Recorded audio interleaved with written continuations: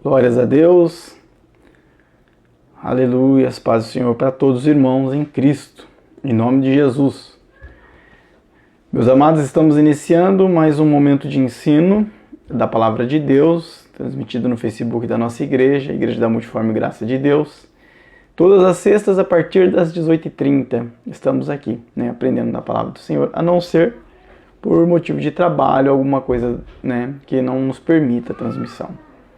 Mas graças a Deus que Deus tem usado o pastor Luciano para poder fazer a transmissão de uma palavra ao coração dos irmãos quando nós não pudemos estar aqui, E estamos iniciando o nosso momento de ensino, aprendendo da palavra do Senhor. E graças a Deus é uma alegria, poder falar e ouvir, aprender sobre esse Jesus é algo maravilhoso. E nessa noite eu quero compartilhar com os irmãos de um ensino muito importante. Aliás, todos os ensinos são importantes, essa é a verdade. Mas de um ensino que a Igreja do Senhor, na atualidade, ela não pode ficar sem ter o conhecimento.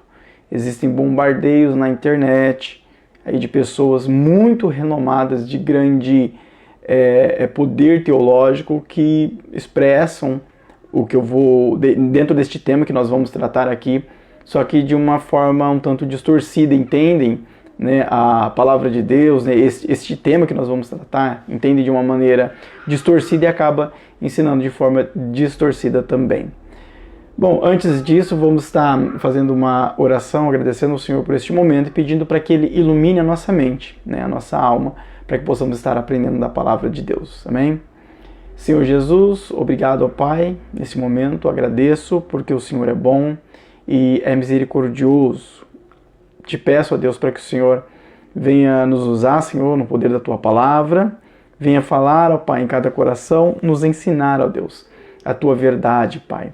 Venha abrir a mente, o entendimento de cada um e venha pôr em nós, ó Pai, fome pela Tua palavra, sede pela Tua verdade, Pai, para que possamos crescer espiritualmente e alcançar, ó Pai, o reino que o Senhor prometeu para nós, Deus, que o Senhor comprou para nós. Em nome de Jesus, Deus, faz Tua obra em nossas vidas através desta mensagem. Amém.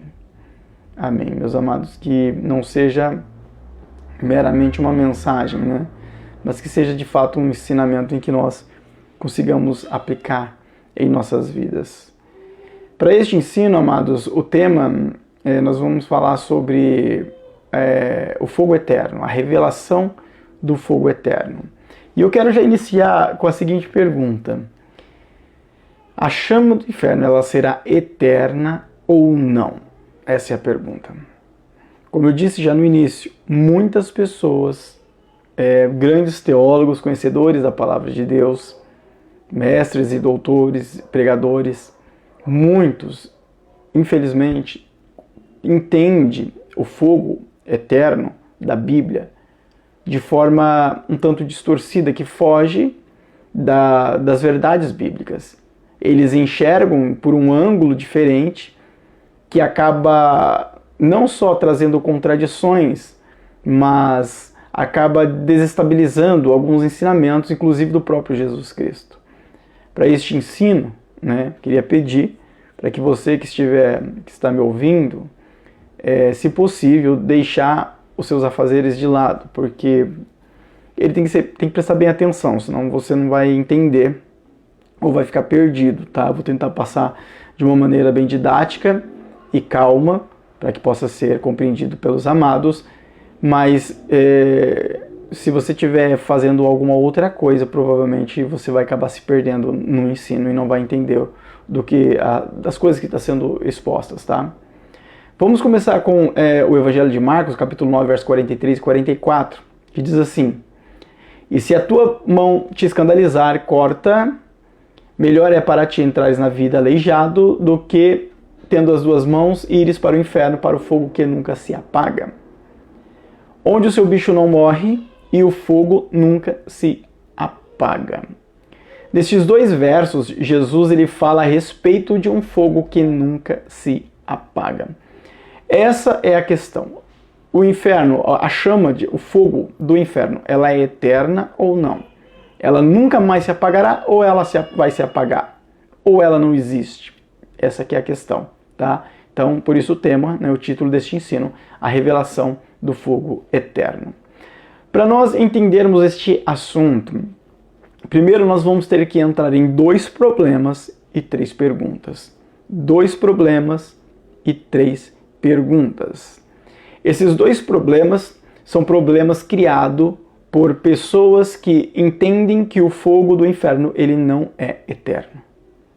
Essas 3 perguntas são perguntas feitas por pessoas do mesmo conhecimento, que têm o mesmo partido. E eu repito, são pessoas grandemente estudiosas, mestrados, doutorados, pessoas de nome, né, dentro do meio cristão propriamente dito, que tem esse tipo de argumento. Então nós temos que entrar agora em 2 problemas e 3 perguntas, tá? E nós temos que sair deles, porque a palavra de Deus ela não pode confundir o ser humano a alcançar a sua salvação. Pelo contrário, ela é a que ilumina, né, que traz para nós o esclarecimento da vida após a morte.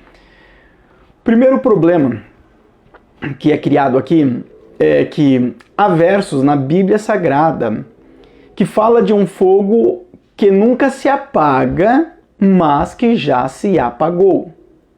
Existe, e esse é o primeiro problema criado por muitos, tá? Com um pensamento de que o fogo ele não é eterno. Há versos na Bíblia que fala sobre um fogo, um determinado fogo, que nunca se apaga, mas que já se apagou. Esse é o primeiro problema. O que nós fazemos com esses versos? Ou como nós explicamos isso?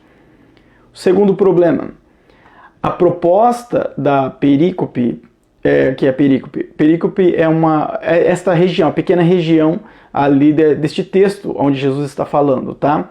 Então, a proposta desta perícope é alegórica, é alegoria. Nós entendemos isso quando Jesus fala sobre cortar a mão, tirar um olho. Então, ela é alegórica. Aí vem o problema, né? Então, se Jesus ele fala de algo alegoricamente, não seria também o fogo eterno uma alegoria? Esse é o segundo problema. Mas eu disse que temos 2 problemas e 3 perguntas, tá? Qual é a primeira pergunta? Por que manter o ímpio queimando para sempre? Essa é a pergunta que eles fazem. O fogo do inferno não pode ser eterno? Por que Deus vai manter uma pessoa, um ser humano, queimando eternamente? Essa é a primeira pergunta. A segunda pergunta, como fica o sentimento dos salvos, dos que estão lá no céu, em relação ao ente querido que está no inferno sendo queimado eternamente? Essa é a segunda pergunta que eles fazem. Como que a pessoa está lá no céu, está salva e tal, mas tem lá a mãe, o filho, né, queimando no inferno eternamente, como essa pessoa vai ficar ali triste, chorando no céu? Essa é a segunda pergunta que eles fazem. E a terceira pergunta, há vida fora de Deus? Ou seja, é possível que exista vida no inferno, num lugar onde está fora de Deus? Esta é a terceira pergunta. Então nós temos aí 2 problemas e 3 perguntas. É isso que eles criam para nós, ou para confrontar a ideia de que o fogo que Jesus menciona é um fogo eterno. Então, com esses 2 problemas, essas 3 perguntas, eles fundamentam a ideia de que o fogo não é eterno.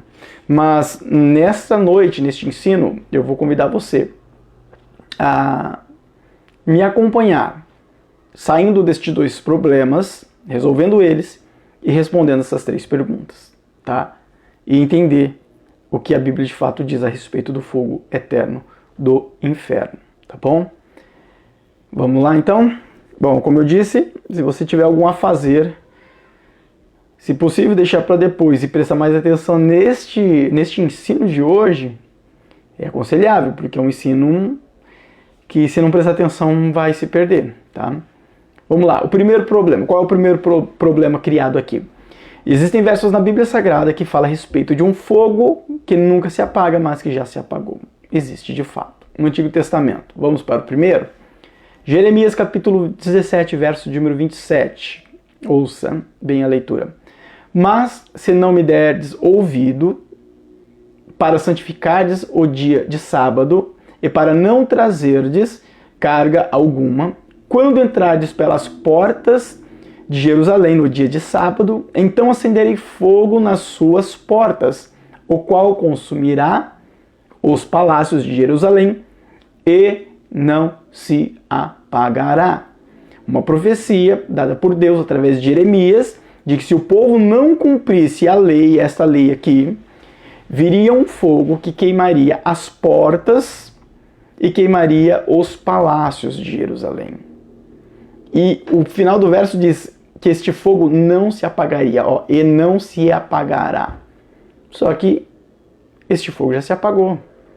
Não tem nenhum fogo lá em Jerusalém queimando até agora, por conta dessa desobediência. Essa profecia se cumpriu de fato. O povo desobedeceu a Deus. Deus permitiu que Nabucodonosor entrasse em Jerusalém, destruísse e queimasse a fogo ali os palácios. Sim, mas o fogo já se apagou, ele não está lá queimando até hoje. Então como que fica o final deste verso? E não se apagará. Então este é o primeiro problema que eles criam para falar que o fogo eterno, que Jesus disse que não se apagará, ele vai se apagar sim. Porque aqui Deus também fala de um fogo que não se apagaria e já se apagou. Porque lá em Jerusalém tem um fogo queimando desde os tempos da invasão da Babilônia. Só que o que ocorre é uma desonestidade, talvez não intencional, talvez, mas há uma desonestidade na interpretação deste verso. Tá? Por quê? Porque quando Deus usa o profeta Jeremias para falar que o fogo ele não se apagaria, ele está dizendo que o fogo ele não se apagaria até que fosse cumprido o propósito, que era o quê? De consumir as portas de Jerusalém e os palácios, tá? Então não significa que o fogo ele seria eterno e que estaria para sempre, até hoje, nos dias de hoje, aquele mesmo fogo estaria ali. Mas que ele duraria enquanto ele estivesse cumprindo o seu propósito. Ou seja, ele não se apagaria enquanto não queimasse tudo pelo qual ele deveria queimar. Tanto é que aqui diz no texto, no verso, que queimaria as portas e os palácios. Não fala de árvores, não fala de casa, não fala de mais nada. Ou seja, há combustível para ser queimado, então o fogo vai queimar, para cumprir a profecia. E foi isso que ocorreu. O fogo ele queimou as portas de Jerusalém e queimou os palácios. Acabou as portas, acabou os palácios, o fogo se apagou. Então, quando o final do verso diz não se apagará, está dizendo, olha, ele não vai se apagar, obviamente, enquanto durar as portas e os palácios. Isso é uma coisa bem óbvia e bem lógica. Então, não significa, o texto não diz que o fogo seria eterno no sentido de que ele não se apagaria nunca mais, neste caso aqui, mas que ele ficaria aceso enquanto tivesse combustível para ser queimado. E se alguém quiser pegar isso, né, essa interpretação e jogar para o verso de Jesus lá de Marcos, aí vai ter um problema, porque ele vai ter que aceitar que o fogo de fato é eterno. Porque ali o ser humano, né, no fogo eterno, ali do lago de fogo, ele não se consome. Então há combustível eternamente. Tá? Mas voltando aqui para este verso, para a interpretação dele, nós podemos usar um exemplo. Por exemplo, uma pessoa, por exemplo, que teve um cano da sua casa rompido lá, estourou um cano. Como que seria o diálogo dela? Ah, estourou um cano lá na minha casa e saía água sem parar. Sim, sem parar. Porque o cano estava estourado. Mas depois que a pessoa consertou o cano, fechou o registro, enfim, óbvio que a água parou de sair. Mas a expressão água sem parar significa que durante o problema, a água continuava saindo. É uma coisa bem lógica. Não precisamos ser doutores para entender isso. Uma conversa, uma coisa lógica, uma coisa lógica. Do mesmo jeito é a questão do fogo lá. O fogo queimou sem parar. Obviamente, enquanto tinha porta para ser queimado e palácio. Isso é uma coisa bem lógica também, tá? Então, o fogo não se apagará, ou seja, não queimará só alguns palácios. Não vai queimar só uma madeira ali, um umbral da porta. Não, ele vai queimar tudo. Tudo que está dentro da profecia. As portas e o palácio. Acabou eles, acabou o fogo, ponto final. Tá bom? Então, essa é a interpretação do não se apagará. Tá? tá? Não significa que ele está queimando até hoje, é óbvio. Outro texto está lá em Judas capítulo 1, verso número 7, agora no Novo Testamento, que também é um verso que usam para isso, para criar esse problema, tá? Ó, assim como Sodoma e Gomorra e as cidades circunvizinhas, que havendo-se entregue à fornicação, como aqueles e ido após outra carne, foram postas, por exemplo, sofrendo a pena do fogo eterno. O verso fala do fogo que queimou Sodoma e Gomorra e diz que o fogo era eterno. Mas se você for lá hoje em Israel, lá nas regiões de Sodoma e Gomorra, não tem fogo queimando lá. Mas o verso não diz que o fogo era eterno? Então por que o fogo não está queimando lá? Entendeu? Então é essa a indagação que cria este problema, tá? Agora, como que a gente resolve esse problema? Vamos olhar para este texto, para este verso, com dois pontos de vista. Primeiro ponto de vista. O verso fala de Sodoma e Gomorra, mas está falando de Sodoma e Gomorra como cidade estrutura, material, ou como cidade pessoas? Tem uma diferença. Está falando como cidade pedras, colunas, paredes, ou está falando da cidade como pessoas, seres vivos ali, tá? Então, este é o primeiro ponto de vista. O verso está falando de Sodoma e Gomorra como cidade, como pessoas, seres vivos, e não como estrutura. Até porque o verso diz assim como Sodoma e Gomorra e as cidades circunvizinhas, que havendo-se entregue à fornicação. Ora, a estrutura não fornica. Colunas não podem fornicar, paredes, pedras não podem fornicar. Casas não fornicam. Então não está falando da cidade como estrutura, está falando da cidade como pessoas, tá? Então, este é o primeiro ponto de vista. Agora vamos para o segundo ponto de vista. O fogo eterno aqui, neste verso, não está relacionado à estrutura material. Por quê? Porque o verso não fala da cidade como estrutura material. Está falando da cidade como pessoas, como seres humanos, tá? Então o fogo eterno aqui não está relacionado à estrutura da cidade em si. E sim as almas dessas cidades, as pessoas que moravam ali. Até porque Judas, se você for ver ali o contexto, Judas está falando sobre juízo, tá bom? E a relação de eternidade está na consequência que aquelas almas teriam por seus atos. Então o fogo de Sodoma e Gomorra aqui, ele é eterno, sim, mas não para a estrutura da cidade. Porque na estrutura da cidade não pecou. Mas não foi destruído com fogo? Foi, de fato. Mas não, o verso não está falando do fogo físico. Está falando do fogo espiritual, de fato de um fogo eterno. Tá? O verso é bem claro. Quem pecou foi as pessoas e não a cidade, a estrutura. Então a estrutura foi queimada, sim, acabou o fogo. Mas as pessoas não. As almas, elas têm um fogo diferente, que é um fogo eterno. Até porque o fogo físico, que nós conhecemos fisicamente, ele não queima a alma, só o corpo. Mas para queimar a alma tem que ser um fogo espiritual, já que a alma ela é uma entidade espiritual. Não pode ser vista, tocada, palpada, tá bom? Então nós resolvemos aí este verso. Agora tem um outro verso que eu quero compartilhar, está em Isaías 66, 24. Olha só. E sairão e verão os cadáveres dos homens que prevaricaram contra mim, porque o seu verme nunca morrerá, nem o seu fogo se apagará, e será um horror a toda a carne. Isaías profetiza contra o pecado, né, do povo diante de Deus. E aqui Isaías deixa bem claro que haveria um fogo que não se apagaria e um verme, né, que não morreria. Mas eles usam este verso e diz: você for lá em Israel hoje, você vai ver que não existe um fogo queimando pessoas lá, que não existe os vermes comendo cadáveres lá, porque o texto fala dos cadáveres, os cadáveres dos homens que prevaricaram contra mim. Não tem fogo queimando os cadáveres lá até agora. Não tem um verme comendo os cadáveres lá até agora. Então não é eterno. Então se não é eterno, o que Jesus falou também não é Esse é o problema que eles criam. Nós estamos no primeiro problema ainda, tá? E usam este verso como base, né? Como testemunha. Mas este verso, ele não está falando disso, tá? Não está falando disso. Ó, entenda, por gentileza. Aparentemente, a parte do verso aqui, ele apresenta, essa primeira parte do verso, apresenta um sujeito composto, tá ok? Ó, e sairão e verão os cadáveres dos homens que prevaricaram contra mim. Agora, quem prevaricou contra Deus? Os cadáveres ou os homens?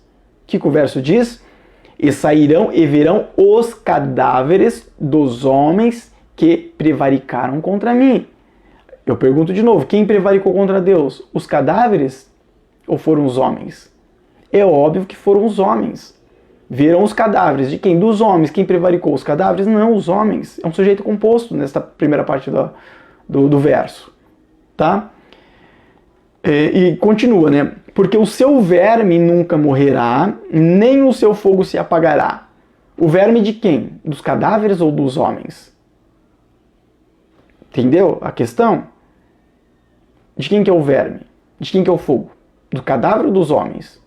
Dos cadáveres? Mas os cadáveres não pecaram. Quem pecou foi os homens. Se nós o jogarmos para o cadáver, então o cadáver é o culpado, o corpo, e não a pessoa, a alma da pessoa. Você entendeu? Então nós estamos tirando a culpabilidade do ser humano e jogando no cadáver. Não faz sentido. O verso perde todo o sentido.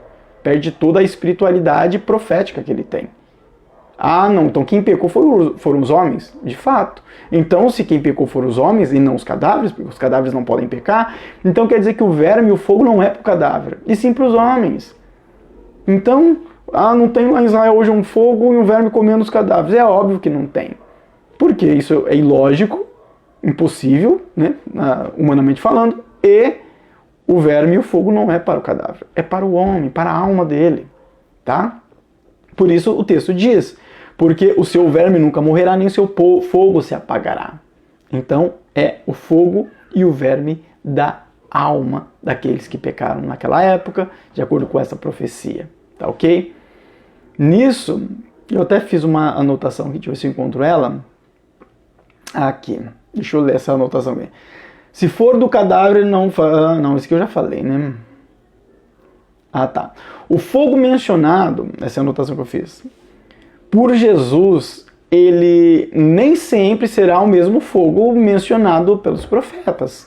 Não podemos pegar o fogo de Sodoma e Gomorra e falar, é o fogo de Jesus, é o fogo lá enfim, não tem lógica, tá? O fogo lá de Jeremias, né, que eu citei. Não, é outro tipo de fogo. Então entenda, por gentileza. Jesus fala de um fogo e alguns profetas falam de um outro fogo. E aqui Isaías está falando do mesmo fogo que Jesus falou. Então nós temos que saber separar. Não é porque a palavra fogo aparece ali, aparece lá, que tem o mesmo significado. Não, tem que analisar o contexto. E lembrar que há profecias, a espiritualidade nos versos, nos trechos. Tá? Então aqui nós saímos do primeiro problema. Tá? Existem passagens na Bíblia que falam de um fogo que nunca se apagaria, mas já se apagou. Nós já explicamos o porquê e como que funciona essa questão. Saímos então do primeiro problema. Eu disse no início que era meio complicado, né? Que para os irmãos não ouvirem fazendo outras coisas, afazeres do lar e tal, porque é chato mesmo isso aqui. Mas eu estou tentando ser mais claro possível. Agora nós temos o segundo problema. Antes de nós entrarmos nas 3 perguntas, tá? Nós temos o segundo problema. Qual é o segundo problema? A passagem de Jesus que nós lemos ali em Marcos 9, ela é alegórica. Porque Jesus fala de arrancar um olho, arrancar uma mão, é alegoria. Então, quando ele fala de um fogo eterno que não se apaga, de um bicho que não morre, também é alegoria. Esse é o problema, é o segundo problema. E é isso que eles afirmam, por ser um texto, um verso, uma passagem alegórica. Então o fogo também tem que ser alegórico e o verme tem que ser alegórico. Então o fogo de Jesus, ali, o fogo eterno, não é verdadeiro, é apenas uma figura de linguagem. É isso que eles falam. Será que é isso mesmo? Vamos analisar? Primeira coisa que nós temos que entender. Não há uma regra de que se uma passagem ou um verso ele começa com alegoria, ele é obrigado a terminar com alegoria. Do mesmo modo, não há uma regra de que se uma passagem ou um verso ele começa no sentido literal, ele é obrigado a terminar no sentido literal. Tá bom? Não há uma obrigatoriedade, não é uma regra isso, tá? Então não é porque Jesus começou com alegoria que ele é obrigado a terminar com alegoria. Não, ele pode terminar no sentido literal. E é isso que ocorre nessa passagem, tá? Vamos analisar o verso de número 37, ó. Marcos 9, 37. Deixa eu achar ele aqui. Marcos 9, 37. Aqui. Qualquer que receber um destes meninos em meu nome, a mim me recebe. E qualquer que a mim me receber, recebe não a mim, mas ao que me enviou, ou seja, ao Pai. Jesus está falando a respeito de uma criança, tá? E Jesus ele disse que qualquer que receber uma criança como aquela, estaria recebendo ele mesmo. Só que essa primeira parte do verso não é literal, tá? Mas é alegórico. Se você receber uma criança, você não vai estar recebendo Jesus literalmente. Jesus continua lá no céu, no reino celestial, aqui conosco por conta de sua onipresença, mas você não está literalmente recebendo o próprio Cristo, tá? É no sentido figurado. Só que este mesmo verso que começou no sentido figurado não vai terminar no sentido figurado, porque Jesus continua dizendo que qualquer que recebe, me recebe, e qualquer que a mim me recebe, Jesus continua, recebe não a mim, mas ao que me enviou. Aí já está no sentido literal. Por quê? Porque a palavra para receber aqui no grego, ela vem do verbo dekomai, tá? Que tem o mesmo sentido de acolher, ou de ter para si. Então Jesus diz, qualquer que recebe a mim, não é a mim em si que está recebendo, mas é o que quem está me enviando, o Pai. E se nós temos o Pai, obviamente nós temos o Filho, nós temos o Espírito Santo, é a Trindade, tá? Então note que este verso, ele começa no sentido alegórico e termina no sentido literal. Se um verso pode fazer isso, por que não toda uma passagem, todo um contexto? E é isso que Jesus fez. Jesus começou no sentido alegórico. Se sua mão direita te faz pecar, você arranca ela, hein?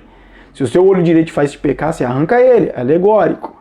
Aí ele parte pro literal. Porque existe um fogo eterno lá que vai queimar para sempre. E um bicho que não vai morrer. E eles que vão te consumir eternamente. Aí Jesus já parte pro sentido literal. Então eles criam este segundo problema dizendo que é alegórico porque Jesus começa a falar em alegoria. Mas não é uma obrigatoriedade, não é uma lei. Não é uma regra. Começou em alegoria, tem que terminar em alegoria. Isso não existe. Não existe. Pode ser alguma. E eu provei isso neste verso. O verso de número 37, do próprio Jesus. Tá ok? Então isso não pode servir como base, como fundamento para a ideia de que o fogo eterno que Cristo fala ali em Mateus 9, ele é alegórico. Tá? Vamos lá. Então, nós saímos aqui dos dois problemas, os dois primeiros problemas. Só que restaram 3 perguntas, que são as perguntas que eles fazem. Para dizer que o inferno não é eterno, que o fogo não é eterno, que ninguém vai queimar para sempre, morreu, você vai dormir, acabou, vai ficar dormindo para sempre. E não. Jesus, ele deixa bem claro, o fogo é eterno, o bicho não morre. E Apocalipse 19, tá lá, só ler. Existe o lago de fogo e é eterno. Vai queimar para todo sempre. O falso profeta, o anticristo, né, o próprio diabo vai queimar para sempre. Está escrito isso. Lê lá Apocalipse 19, tá? Tá bem claro lá. Mas vamos à continuidade. A primeira pergunta que eles fazem: por que manter o ímpio queimando para sempre? Por que Deus vai manter... Me fizeram essa pergunta já. Por que Deus, um ser de amor, de grandeza, de misericórdia, vai deixar um ser humano queimando para sempre? Alguém que ele criou a sua imagem e semelhança. Essa é a pergunta que me fizeram, né? Tipo, é impossível Deus fazer uma coisa dessa. Então o inferno não é eterno. Pessoa, eu não lembro o que eu respondi na época, né? As palavras que eu expus. Mas a pessoa, ela se engana, né? Em primeiro lugar, deixou Deus de lado, já não é mais imagem e semelhança dele. O próprio Jesus disse, eu não vos conheço. Não é imagem e semelhança de Deus, tá? Porque deixou Deus, abandonou ele. Deixou de ser a imagem e semelhança de Deus, tá? Mateus 7, 23, este verso que eu acabei de mencionar. Ó, e então lhes direi abertamente, nunca vos conheci, apartai-vos de mim, vós que praticais a iniquidade. Pelo mesmo motivo pelo qual o ímpio decidiu viver sem Deus para sempre, ele rejeitou Deus. Por esse mesmo motivo, ele vai continuar vivendo sem Deus para sempre, queimando no inferno, tá? Até teve um certo teólogo, uma vez, em uma determinada ocasião, ele usou uma figura interessante sobre a penalidade, né, do ser humano diante de Deus em relação ao pecado, ao fogo eterno. E ele fez digamos assim, não é uma ilustração, mas ele fez uma figura que eu achei interessante, uma comparação, né, um exemplo eu achei interessante. Na época, a rainha Elizabeth ainda era viva. Ele falou assim, uma coisa é você sair lá na rua e dar um tapa na cara de um mendigo. Provavelmente não vai acontecer nada com você. Outra coisa é você ir lá na Inglaterra e dar um tapa no rosto da rainha Elizabeth. O que vai acontecer com você? Você vai sofrer a penalidade por conta de seus atos empreendidos lá, por conta da pessoa no qual você feriu. Então, a sua penalidade ela está correlacionada à pessoa que você está ferindo. Se você ferir um mendigo, talvez não dê nada, dependendo da situação. Mas a rainha Elizabeth é outra coisa. Agora, imagina você ferir Deus, o ser majestoso, criador de todas as coisas, e amor. Deus, ele não tem amor. Ele é o próprio amor. O amor não é um atributo de Deus, tá? Atributo de Deus é a sua onipotência, onipresença, né? Onisciência. Isso é atributo. O amor não é atributo. O amor é ele. A Bíblia diz, Deus é amor. Não diz ele tem amor, ele é amor. Então uma coisa é você ferir uma pessoa, a rainha Elizabeth da vida, e ferir Deus. Então quando você rejeita Deus, você abandona Deus, você está ferindo Deus. Você está fazendo algo contra o próprio Deus. Então a penalidade, qual é a penalidade para quem fere um ser grandioso e majestoso como esse? Tá entendendo? Então é até uma figura interessante, tá? Mas então, como Deus vai deixar então uma pessoa, um ser humano, sofrer no inferno para sempre? Como? Da mesma maneira pelo qual este exato ser humano decidiu rejeitar Deus e viver sem ele para sempre. É igual a água. O peixe precisa da água para sobreviver. E o peixe fora da água, ele vai sofrer até morrer. Simples assim. Vamos dar um cérebro mais humano para o peixe? Vamos dar? Imagina o peixe lá na água, tá vivendo, tá respirando, não. Mas ele tá vivendo, tá ali, ele tá legal, tá tranquilo, ele tá na água. A água pro peixe é a vida para ele. Aí o peixe ele decide, fala, não, acho que eu vou sair da água. Aí os outros peixes falam para ele, mas se você sair da água você vai morrer. Porque aqui, a vida é aqui, fora da água há sofrimento e morte. Mas ele, não, eu vou sair. E ele decide sair. O que vai acontecer com ele? Vai sofrer e vai morrer. Porque ele saiu da vida, que é a água. É a mesma coisa Deus. Deus para nós seria a água, o oceano. E nós seríamos como os peixes. Se nós decidirmos sair de Deus, é óbvio que a gente vai morrer. Peixe fora da água, ele morre. Do mesmo jeito, o homem sem Deus, ele vai morrer. E ele morre e sofre eternamente. Por quê? Porque a alma do homem é imortal, ela não morre. Ela continua existindo em algum lugar, ou no céu, ou no lago de fogo. Isso é bíblico. Apocalipse 19. Vamos dar continuidade? Então, o ímpio ele rejeitou a Deus para sempre em seu coração. Assim também Deus o rejeitará, e a consequência dessa rejeição é o fogo eterno. É uma questão muito simples, tá? Então, essa primeira pergunta ela é respondida dessa maneira. Como Deus vai deixar um Deus de amor e misericórdia, vai deixar um ser humano queimando no inferno para sempre? Na verdade, é o ser humano que rejeitou ele. Ele decidiu viver sem Deus. E viver sem Deus é isso. É morte. Tá? E detalhe, eu já disse isso e repito. O amor de Deus não anula a sua justiça. Não é porque Deus é amor, porque ele vai, não, eu acho que eu vou dar um salvo-induto para ele aqui de dó, porque eu amo ele. Não. Aí ele está sendo injusto. Aí ele deixa de ser Deus. Porque Deus, ele é justo. Tá? Então o amor de Deus não anula a justiça dele. Ele continua agindo justamente e amando da mesma maneira. Tá? Vamos então para a segunda pergunta. Como fica o sentimento dos salvos em relação ao ente querido que está no inferno? Essa é uma pergunta de doutor em teologia.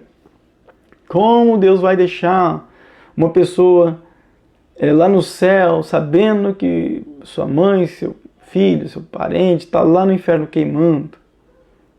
Então a pessoa não pode ficar no inferno queimando, porque senão a pessoa que está lá no céu vai ficar sofrendo por saber que aquilo está ocorrendo. Amados, primeira coisa que a gente tem que entender aqui é que o céu, o reino celestial, ele é perfeito. Os sentimentos humanos não existem lá. São sentimentos divinos. Os ciúmes não tem lá. Saudade não existe, porque são sentimentos humanos que provocam dor. No céu não existe dor, tudo é perfeito. Apocalipse capítulo 21, verso de número 4. E Deus limpará de seus olhos toda a lágrima, e não haverá mais morte, nem pranto, nem dor, porque já as primeiras coisas são passadas. Ponto. Então ninguém vai ficar no céu lembrando, meu fulano, meu beltrano, que viveu comigo lá na terra, está lá no inferno sofrendo, que saudade. Não vai existir esse sentimento. Por quê? Porque lá no céu não existe isso. Apocalipse 21, verso de número 4. Não existe nada que cause dor, que cause choro. Nós vamos lembrar das coisas da terra? É óbvio que vamos. Isso é bíblico, dá para provar, mas lógico que eu não vou entrar nisso, senão a gente vai ir para outro caminho aqui. Vamos lembrar? Vamos. Isso é óbvio. Mas as lembranças não causarão dor nenhuma, nenhum resquício, nada. Porque lá tudo é perfeito. Tá? E outra. Entrou no céu, o conceito de mãe, de filho, de parente, de esposo, marido, mulher, isso tudo deixa de existir. O próprio Jesus disse, lá no céu ninguém se casa nem se dá em casamento. Perguntar para Jesus, Jesus, o que acontece? O cara casou com uma mulher, morreu, casou com outra, e resumindo, né? E daí o que acontece? Lá vai ficar com qual delas? Qual a esposa? A primeira, a última, como é que é? Falou, não, vocês estão enganados, lá no céu ninguém casa, isso não existe lá. Lá são como os anjos. Então esse conceito familiar lá no céu não vai deixar de existir. Vai lembrar? Óbvio. Mas acabou o conceito familiar. Tá? Isso é bíblico. Então vamos lá.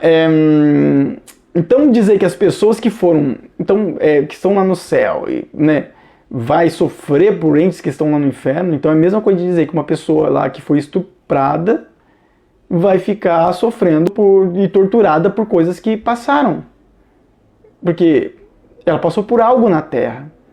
Então ela foi para o céu. E lá no céu ela vai ficar lembrando, nossa, eu morri desse jeito, vai ficar com esses traumas lá no céu? Não, óbvio que não, lá tudo é perfeito. Então ela não vai estar ali sofrendo por causa de algo que vivenciou na terra. Isso não ocorre, tá? Pois lá no céu todo tipo de sentimento negativo ele deixa de existir, tá bom? Então, é uma coisa tão simples, né, amado? Mas criam tanta coisa em cima disso, meu Deus do céu. Então, pergunta respondida. Como fica o sentimento dos salvos lá no céu quando saber que alguém, né, seu ente querido está no inferno queimando eternamente? Não fica de um jeito nem de um jeito nem de outro. Ou seja, sentimento não existe, tá bom? Porque lá no céu tudo é perfeito. Terceira pergunta para nós finalizarmos este ensino. A vida fora de Deus? Essa é a pergunta. Eles colocam assim. Não é possível uma pessoa viver no inferno, queimando no lago de fogo eternamente, porque eles estão fora de Deus. Como que vai existir vida fora de Deus? Eu digo, há vida fora de Deus. É óbvio que há. Como que eu provo isso? Satanás e os anjos. Eles estão em Deus? Não, estão fora de Deus. Eles estão vivos ou mortos? Estão vivos. Então há vida fora de Deus. E segundo, Se Deus determinar que haja vida fora dele, haverá. Porque para Deus nada é impossível. Se Deus determinar que haja, haverá, e ponto final. Não existe impossibilidades para Deus. Tá? Então, quando disser que não é possível haver vida fora de Deus, então a gente tem que dizer que Satanás está morto. E que Deus, ele é limitado, ele não pode fazer vida fora dele. Então, a vida fora de Deus, sim. Então, vão existir pessoas no inferno e no lago de fogo queimando eternamente. Aliás, suas almas estarão vivas e no sofrimento eterno. Foi Jesus quem disse: o fogo não se apaga e o bicho não morre. Tá? O que nós temos que entender é que o fato da Bíblia ser espiritual não coloca tudo em alegoria, em figuras, tá? Quando Jesus fala sobre o sofrimento, é um sofrimento verdadeiro. E qualquer coisa criada para dizer que o inferno ele não é eterno, que o fogo ele não é eterno, que as pessoas não vão sofrer eternamente, a própria Bíblia, ela mostra totalmente o oposto. E eu digo, uma simples leitura da Bíblia faz qualquer pessoa, qualquer ser humano entender que é um fogo eterno, que é um sofrimento eterno. Para você provar o contrário, você tem que fazer um malabarismo teológico tão grande, você tem que mexer com a estrutura gramatical dos versos, do contexto, tirar coisas do contexto. Você começa a criar problemas e você começa a colocar explicações de modo oculto, de modo às escuras, sabe? Tudo isso para manipular uma ideia de que o fogo não é eterno. Olha só, que coisa horrorosa, né? Agora, para provar que o fogo é eterno, é só ler. Não precisa mais nada, é só ler. Entenda uma coisa, tudo que se diz respeito à salvação, e a salvação eterna e a perdição eterna, a Bíblia ela é clara. Não há necessidade de mexer na arqueologia e nos estudos mais profundos e ocultos, não precisa. Leu, entendeu. Existem coisas na Bíblia que são mais profundas? Existem. Mas você não precisa delas para ser salvo. Opa, não preciso, então não preciso de parte da Bíblia. Não. Você precisa, porém a salvação, o conceito de salvação não está essencialmente embasado nisso. Senão só os doutores que seriam salvos. Os mais simples não seriam. Tá entendendo a minha explicação? Nós precisamos de toda a Bíblia, óbvio. Toda ela. Mas se eu só entender o Evangelho simples de Jesus Cristo, eu alcanço salvação. O Evangelho simples de Jesus, eu alcanço a minha salvação. Tá? Mas eu preciso me aprofundar mais para não ser enganado. Então isso não significa, então vou ficar só com o Evangelho simples, vou estudar mais. Você precisa, senão você pode ser enganado. E eles podem até te enganar com o próprio Evangelho simples, por conta de você não conhecer mais a Bíblia. Então, não cria desculpas para não estudar. Tá bom?